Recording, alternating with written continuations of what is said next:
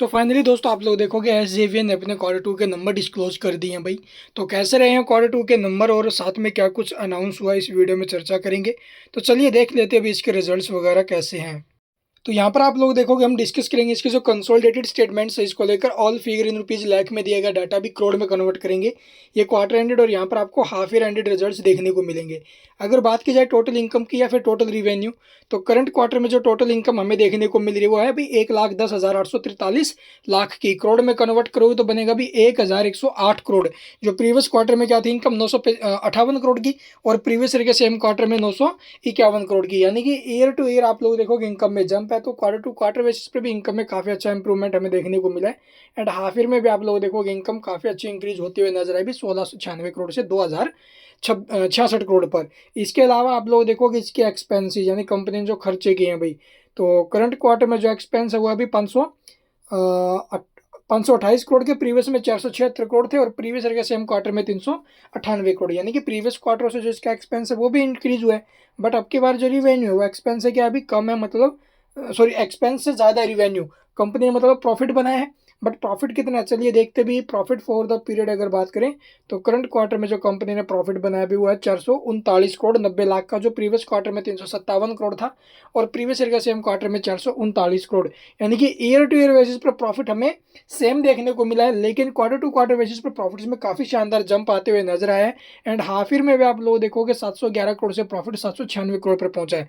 तो overall profits में काफ़ी शानदार इंप्रूवमेंट हमें देखने को मिला है। इसी के चलते आप लोग देखोगे इसका जो अर्निंग पर शेयर है यानी कि ईपीएस वो अभी 1 रुपये 12 पैसे का, प्रीवियस में 91 पैसे था और प्रीवियस ईयर के सेम क्वार्टर में भी 1 रुपये 12 पैसे। इसके अलावा आप लोग देखोगे भी जो और क्या कुछ अपडेट हमें देखने को मिले भी। प्रॉफिट मार्जिन आप लोग देखोगे तो नेट प्रॉफिट मार्जिन पीछे के मुकाबले हमें क्यू ऑन क्यू बेसिस पर इंक्रीज होते हुए नजर आए हैं, लेकिन ईयर टू ईयर बेसिस पर ये डाउन गया। अभी ऑपरेटिंग मार्जिन की बात करें तो ये आपको पीछे के मुकाबले कम होते हुए नजर आ रहे हैं।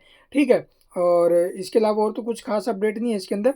एंड डेट इक्विटी रेशियो अगर मैं बात करूँ तो पीछे के मुकाबले डेट इक्विटी रेशियो हमें इंक्रीज होते हुए नजर आए, यानी कंपनी के ऊपर जो डेट है वो बढ़ा है भाई। ये आपको कैश फ्लो स्टेटमेंट से देखने को मिलेगी, वीडियो को पॉज करके देख लेना। और एसेट्स वगैरह आप लोग देखोगे भी जो टोटल एसेट्स है वो पीछे के मुकाबले क्या भी इंक्रीज हुई है। ठीक है, और बोरिंग तो आपने देख ही होगा अभी इंक्रीज होते हुए नजर आ रही है हमें। Short term and long term दोनों जगहों पर आप लोग देखोगे, यानी कंपनी के ऊपर जो डेट है वो इंक्रीज हुआ है।